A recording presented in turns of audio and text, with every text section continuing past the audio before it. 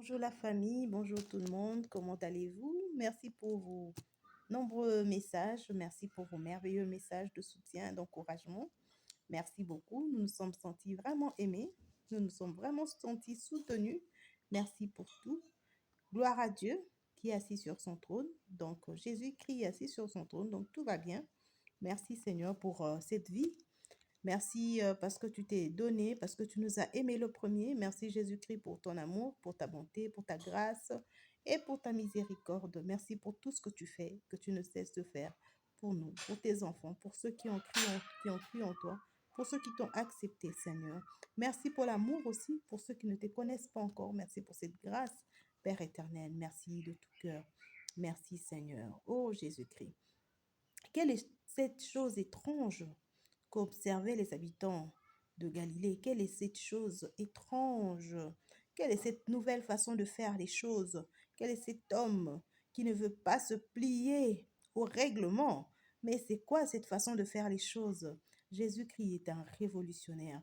Jésus-Christ est venu changer les choses. Il n'a pas eu peur de qu'en dira-t-on. Il n'a pas eu peur de que diraient les scribes. Il n'a pas eu peur d'être rejeté par les hommes. Pourquoi tu continues à avoir peur? Pourquoi tu luttes avec ce qui brûle en toi? Pourquoi tu continues à lutter? Jésus-Christ n'a pas eu peur des hommes. Jésus-Christ savait ce qu'il était venu faire sur terre. Jésus-Christ connaissait sa mission. Et toi, tu connais la tienne.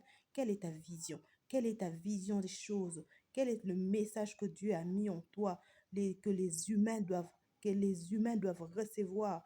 Quel est ce message que tu as en toi? Qu'est-ce que tu es venu apporter à l'humanité? Ta présence sur terre n'est pas un accident, mon frère. Ta présence sur terre n'est pas un accident, ma sœur. Tu es venu apporter un message sur la terre.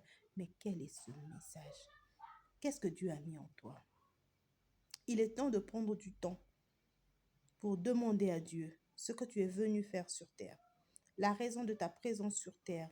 As-tu déjà, et si tu connais la raison de ta présence sur terre, as-tu déjà commencé? Vous savez, un moment ou un autre, il faut bien commencer. Il faut commencer quelque part.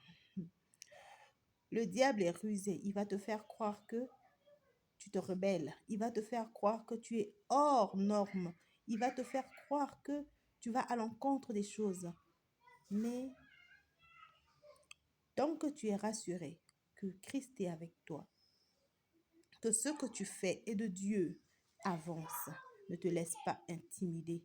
Ne te laisse pas intimider. Ne te laisse pas intimider. Avance. Avance avec foi et assurance sur base de la parole de Dieu. Ne va pas inventer des choses. Tu n'inventes rien de toutes les façons. Rien de nouveau sous le soleil. Tu n'inventes rien. C'est la même histoire. L'amour de Dieu en toi va brûler jusqu'à ce qu'il va te faire connaître, jusqu'à ce qu'il va te faire distinguer. C'est la même histoire avec Esther. L'amour de Dieu va brûler jusqu'à ce qu'il va te faire distinguer. Où que tu sois dans l'anonymat, que tu sois, l'amour de Dieu va te faire distinguer. C'est la même histoire. Dans le gouffre du péché ou dans la rébellion totale, comme avec Saül, l'amour de Dieu va te faire distinguer.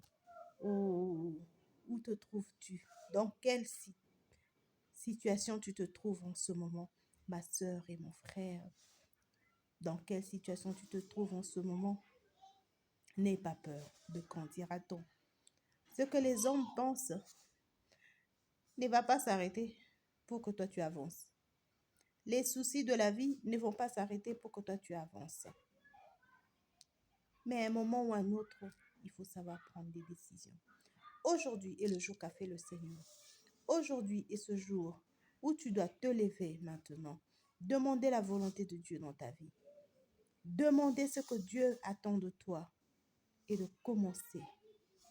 Tu as déjà commencé? Et à un moment, tu t'es senti affaibli par le poids de la vie. Tu t'es senti affaibli par les problèmes. Tu t'es senti affaibli par les moqueries. Tu t'es senti affaibli par les paroles mauvaises et hautaines. Tu t'es senti affaibli par la méchanceté des hommes. Christ a vécu ces choses bien avant toi. Jésus-Christ a subi les railleries. Jésus-Christ a subi les moqueries. On a craché sur son visage. Oh, il a méprisé toutes ces choses. Il a tout pris sur lui pour que toi, tu vives cette vie avec assurance, que tu avances avec assurance. Alors, le prix payé pour toi n'est-il pas assez? Il n'y a pas un autre prix qui sera payé. C'est le top de tous les tops des prix à payer. Il n'y en aura pas un autre. Il a déjà été payé. Il est permanent et perpétuel. Et perpétuel. Il crie pour toi. Il crie pour toi. Alors avançons avec Jésus-Christ. Ne reculons pas devant les attaques. Ça peut faire mal, ça peut faire pleurer. Mais avançons avec Jésus-Christ. L'esclave conquis, c'est celui qui a donné son cœur tout entier. Merci beaucoup. La parole de Dieu est une lampe à nos pieds. Je vous aime, les miens. Que Dieu vous bénisse, que Dieu nous bénisse tous et qu'il continue à nous guider par son esprit, tout en tenant la parole de Dieu, en serrant la parole de Dieu fort contre nous tous les jours, pas seulement en faisant ce geste, en avançant avec la parole de Dieu, se laissant guider par le Saint-Esprit. Nous pouvons nous retrouver au milieu de notre destinée, un pas après l'autre chaque jour. Que Dieu nous bénisse, qu'il bénisse aussi sa parole.